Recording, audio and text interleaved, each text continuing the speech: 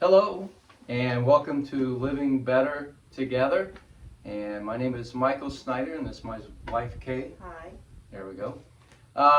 And today we're going to start, it'll take a few weeks. We're going to talk about healthy relationships and the foundation of a healthy relationship, right? Yes. Something like that. We kind of discuss, and the foundation for healthy relationships. I even want to get into what bad friendships look like and what the Bible has to say about both good relationships, healthy relationships, and we're even talking about, just friendships, any kind of relationship, what is a good one, and what it looks like, and maybe I could even say what you should look for as a friend, or what kind of person you want to try to be when you want to be a friend.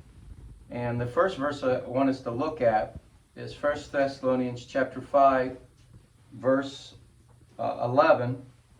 1 Thessalonians 5:11 says, "Wherefore comfort yourselves together and edify one another, even as also ye do." So Paul says that basically continue doing what you're doing, but what are they doing? As friends in a relationship together, one, they comfort each other, and that comfort there means to encourage, and then edify means to build up. And so what you want to look for in a relationship or in a friendship is somebody who encourages you and somebody who builds you up. What would be the opposite of that would be somebody who discourages you and somebody who tears you down. And you don't want to be in that kind of relationship. You want people that if you want to do something in life, they encourage you and believe in you and say that you can do this and we're going to figure this out and we're going to work together. That's a friend, that's somebody that you can really lean on. The other one, tear down or build up. The opposite of that, building up, would be somebody who tears down and talks about how fat you are or how bald you are, or things like that. And that's not what you want to look for in a friend, and that's not the kind of friend or relationship you want to be in. And unfortunately, a lot of women get stuck in an unhealthy relationship like that, don't they? Where the man is tearing them down, talk about how stupid they are, how fat they are. Sometimes men do too. They get into a relationship where, the woman talks about how lazy you are and how worthless. Sometimes you're just a worthless person. And I don't know why people want to stay in a relationship like that, or how they get trapped in that. Some people can get in friendships like that too. They get into a friendship where the person doesn't encourage them, doesn't say that they can do anything, and if anything, they tear them down. They mock them, they make fun of them, why people stay in that friendship, I don't know. But just in general, overall, when you have a friendship, when you have people wanting to get together, again, being human, we want to be able to talk to people. We want to be able to be open and be honest and have fun and joke around and know that, again, we're not going to be judged. We're going to be able to talk openly, and the other person is going to understand what we're talking about. So just in friendships, and of course you have friendships of the world, and you have friendships that are, the foundation is Christ. Just like you have relationships that are in the world, and you have relationships that the foundation is Christ. So, but in both of them, both people, or just more than one person, if it's a friendship and you have a group of people, again, the basis is wanting to be able to talk, wanting to be able to be understood, wanting to be able to have fun, and be encouraged, just like Michael was talking about. You do want to be built up. You want to be able to know that that's my friend, and when I'm happy, they're happy. When I'm sad, they're sad, and the flip side, you have a friend and you're going to be sad when they're sad because you care about them, and you want you want to be able to be there for them, to encourage them. So, friendships and relationships in general, overall, you want to be able to bring truth. You want to be able to bring encouragement. And you want to be able to be there for that person. In friendships, relationships, we always look for the right person, but how are we striving to be that right person for our friend, for our boyfriend, for our husband, for our wife? So those are Even the things a that mom or a dad. mom or a dad, yeah. Yeah. Just relationships are, I would say, that's something that God put in us as humans.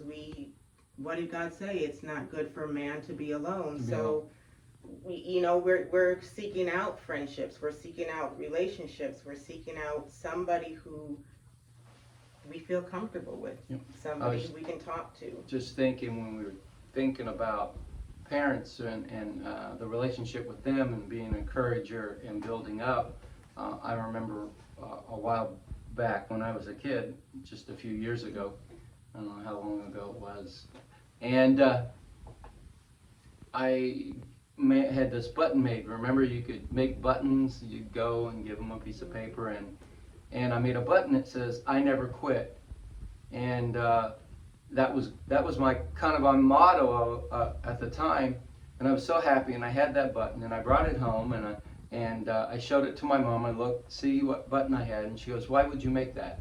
I said, "What? Why would you make that? You quit all the time." And then she named 5 or 6 things that she said I quit at, or that I was a quitter, and that discouraged me. It did not encourage me.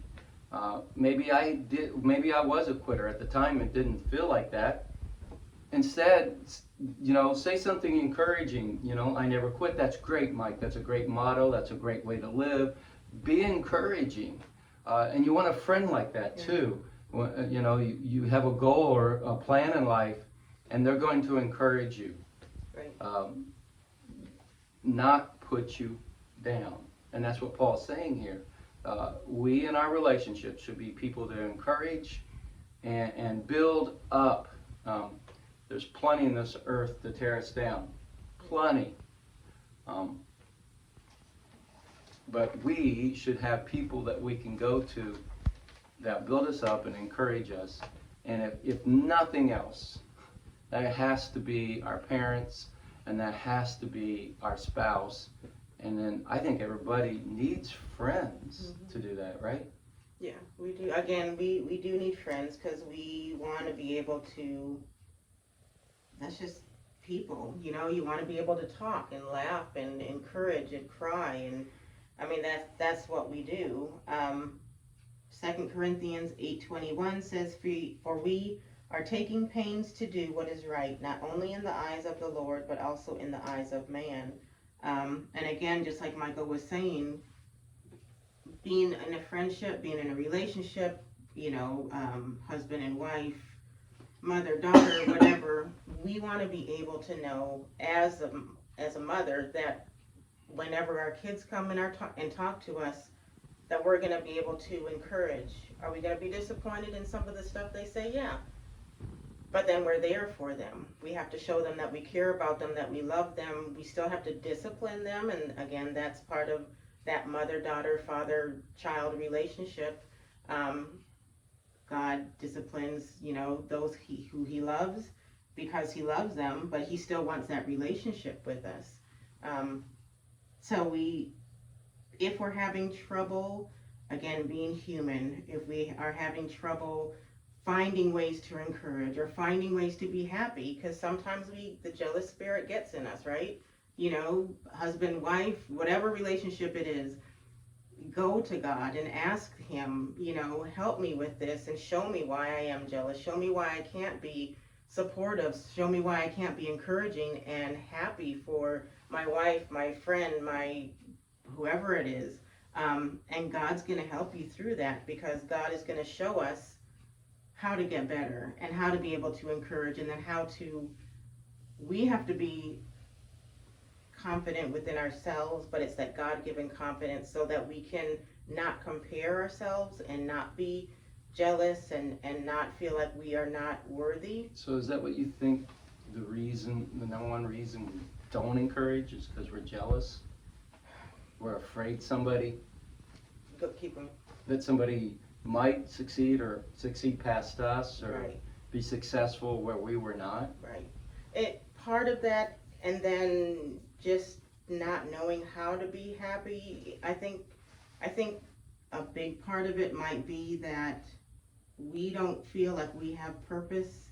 We don't feel like we're as good as The we one who don't doesn't feel- encourage. the one that doesn't encourage. And so encouraging means, yay, they did it, but my gosh, what do I still need to do?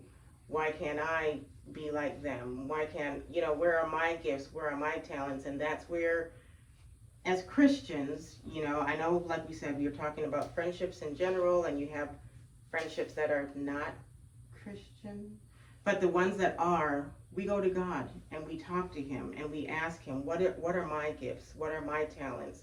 So that I can be comfortable within myself, which means that now I can encourage because I'm confident in who I am.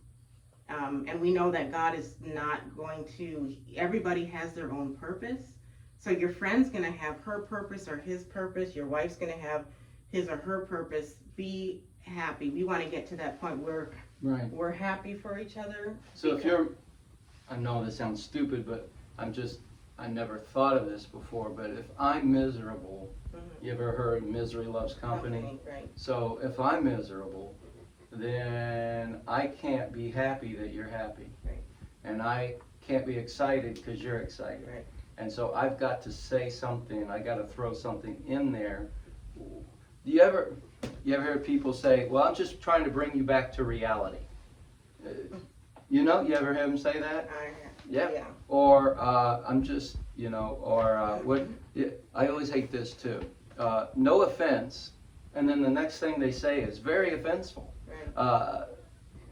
So I think you're right. I think you've hit on something that if we're not insecure of who we are and where we are with God, then I got to put you down to, at least make me feel better about myself or make you equal to me, or I got to put you down before you get ahead of me, and yeah.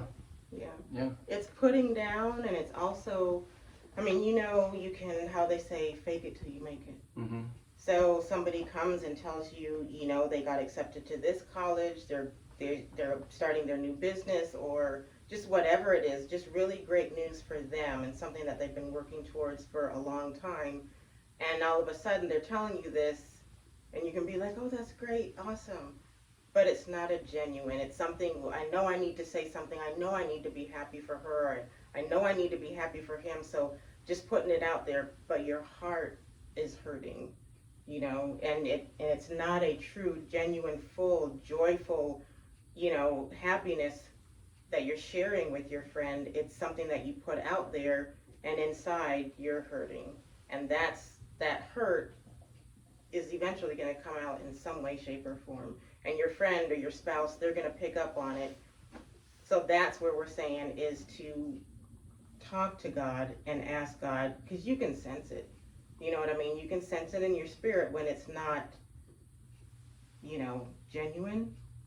And that's where you when you say it, or yes, when it's being said to you? No, I think either way. Sometimes I think you can, Yeah. if it's being said to you. Yeah. Sometimes you're so happy, Right. whatever, you can't read the tea leaves. Right. But yeah. But just in your heart, talking to individuals, in your heart, if you know that your friend or spouse comes to you and says that just explains something and shares good news, and you know within your heart that there's something not sitting well, even though you do congratulate them and encourage them, talk to God. Because the more that everybody knows who they are, the more that everybody knows what their purpose is, the more genuine relationships can be in that aspect of being encouraging. Yep. So with this verse, the first two things I think we should look for in a friend, two things that we should try to be ourselves is encouraging and building, and build up people. And you know, you don't build people up by giving them nicknames that hurt, or putting them down. You don't encourage people by saying things that you think is real or reality, or you feel like, because we've just discussed, you're not really, it's you that's hurting, it's you, and you try to hurt back. We're almost out of time. Anything? Just know that as people, we want to be encouraged. We want to be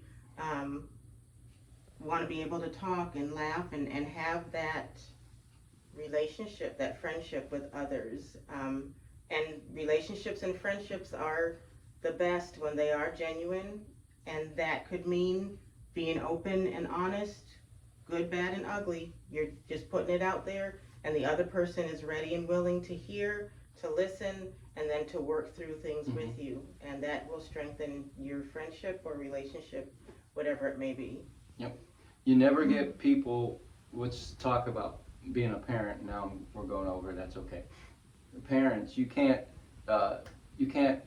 make your kids do better in school by calling them names. Stupid, lazy, good for nothing. You're never going to get your spouse to change or be or move along in their lives by calling them names and tearing them down. And every time they do make some improvement in life, you want to drag them back. You know, a child decides, hey, I'm going to be in the chess club, and you know, your first response is, you don't know anything about chess. That's silly. Stop it. Just stop it. And we think we're being a good parent. Let them go fail, right? Be the cheerleader and encourage them, and be there, because they'll know that every time I got a cheerleader, they've got my back. I think that's it right there. That's the thing. The encouragement means I've got your back. I've got your back, and they believe in you. And you know, whether you succeed, whether you fail, it's like, you know what, you tried your best, and I'm there for you regardless of what you know what I mean, what you want to try. And that's what we want. I mean, we as people, we want to be around people who encourage, because we get excited. They pull out what's in us that we don't see, right? And they encourage us, and they give us hope. You know what I mean, about ourselves and about what we can do. And that's what God is, definitely. He's our hope, He's our encourager, He's our supporter. So we definitely want to trust what God says about us. And then in the natural, He places people in your life, you know, that are going to be your cheerleader, your encourager. Find people like that. Yes. Be with people like that. Don't be with people who hurt you constantly. There's no need in that. Nope. And so that's all I got. Anything else? We're done? Yes. Yep, good. Bye. Bye. We'll see you next week.